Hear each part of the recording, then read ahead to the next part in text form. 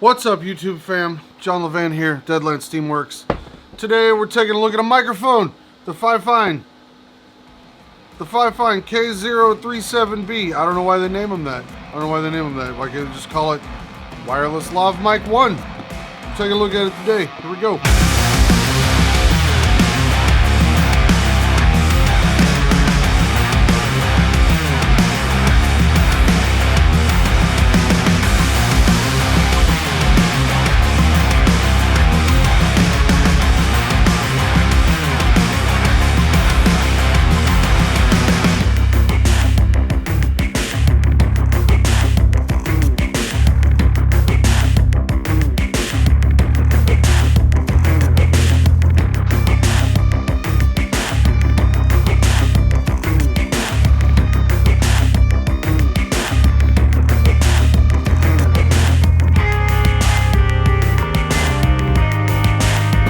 Okay, let me explain to you how this review worked. This company, Fifine, reached out to me and asked me to review their product. I said, sure. They said, we're based out of China, so it would be easier for you to order the product off of Amazon and then us reimburse you for it instead of us shipping you one. And I said, okay. So I'm not being paid for this review, but I did get the microphone for free. Also, as part of this review, I decided to go to the zoo with my family all day and test out the quality of the mic. So we're gonna jump to that footage, then we'll come back and talk about it.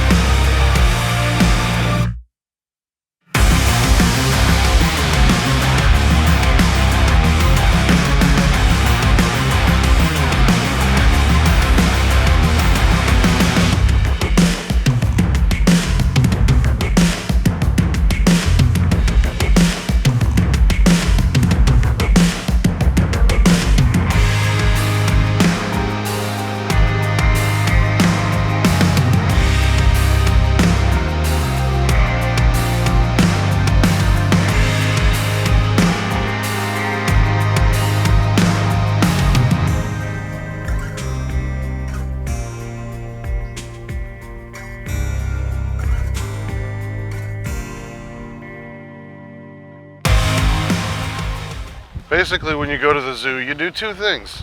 You fight your way to the front to see an animal, and you walk a lot. I guess three things. You put up with a cranky toddler. But, you know, I guess if you don't have a toddler, you don't do that part. But you still do the other two. I don't expect this mic to be perfect by any sense of that at all. But there's it's right here underneath the strap on my bag. So that's probably causing a little bit of extra noise too. I'm really curious as to hear how bad the wind noise is, since there's no settings to account for that. Hopefully this isn't too bad though. It is pretty breezy. So one of the best features of a wireless lav is that you can set your camera down somewhere and you can walk away from it and it can still pick up the audio. We're about to test that out right now. Right now I'm arm's length from the camera, shooting it 16 millimeters, f2.8. Make sure autofocus is on me so this isn't horrible. Audio shows that it's registering. It's a little quiet. I may have to boost that a little bit in post, but that's okay. I don't mind pumping the volume up a little bit. All right, so I'm gonna move away from the camera and we'll see how far away I get before this cuts out. I'm now about 8 feet from the camera receiver. Now I'm about 15 feet away or so. I can't see the screen anymore. I'm about 25, maybe 30 feet from it. I'm probably about 60 feet. Is the audio quality any good from this far away? Can it still pick me up? Just back away a little bit more. Make sure these vending machines are definitely a good 60 feet away or so. I have no way of telling whether or not it's still paired when I'm that far away either, so hopefully it worked out. Alright guys, welcome back. I hope you enjoyed that footage of the zoo. I know I certainly did. So here, let's talk about this microphone a little bit. I'm gonna put the specs up here because, you know, I don't know a whole lot about the specs, but they're gonna be up here so you can read them, check them out. Maybe you know what they mean and maybe that's important to you.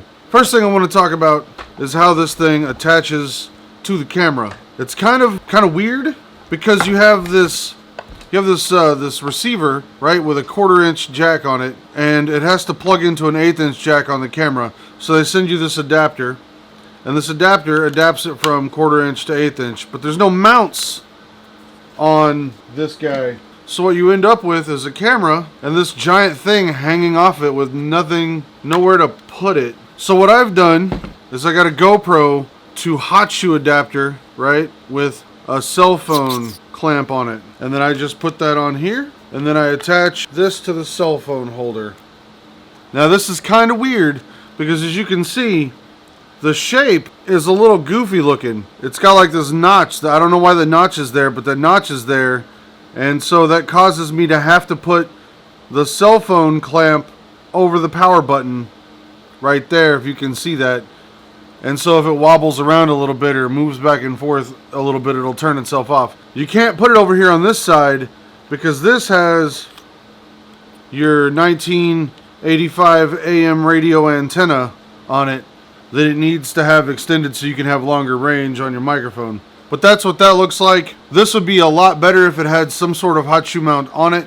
I don't really think it's made for vloggers specifically. I think this would be better suited for somebody who can plug the receiver into like a mixing board or a Zoom H6 or something to that effect. Then it's stationary and out of the way. As far as the receiver or the transmitter pack goes, this thing is great. It's really simple. There's one button. It's got a nice metal clip.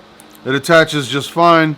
It was like I never had a problem with it. The next thing I want to talk about is the batteries. So the receiver takes AAA batteries. It's really weird. I don't like AAA batteries. Nobody really uses AAA batteries, I don't think. They're not as common in film gear and film equipment as AA's are. So the fact that this uses AAA batteries is really weird. Also, the battery door is really difficult to get to shut back down. Come on. There we go. The transmitter, on the other hand, it uses AA batteries, which are perfectly fine. So why there's two different battery types, I'm not really sure of that. I did let the thing run like 5 or 6 hours. I didn't even turn it off, and no battery problems. Of course, there's no battery meter on it, so I don't know how much battery power there was left in the thing or is left in the thing. I don't know. I know that it lasted 5 or 6 hours and was still running strong. This thing is super simple to use. You just have one button here to turn it on. You just hold it down and it comes on. And then you turn this one on. And once that light goes red, it's connected up and you're good to go. It's really simple, straightforward. There's not a bunch of options. It is made of plastic, which is not as durable as metal, but it is lighter weight. And it is still relatively durable. Like, this thing doesn't feel super crappy and cheap. Literally, the only thing that's like the biggest major con to this is that there's no mount option for this. As far as audio quality, you heard the audio quality in the zoo footage.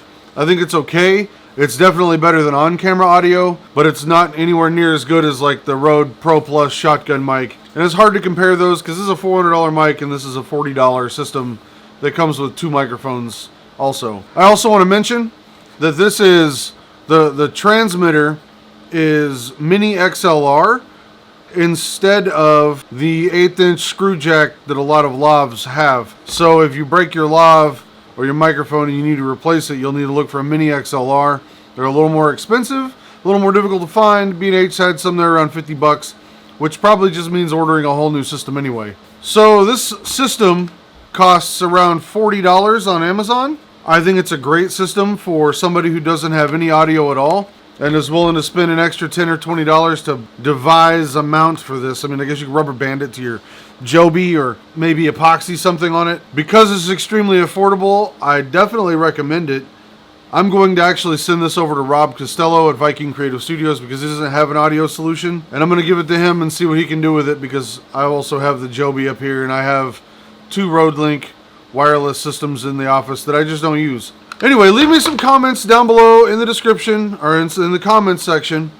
And let me know what you thought of the audio quality. Tell me if you have the use for a mic like this.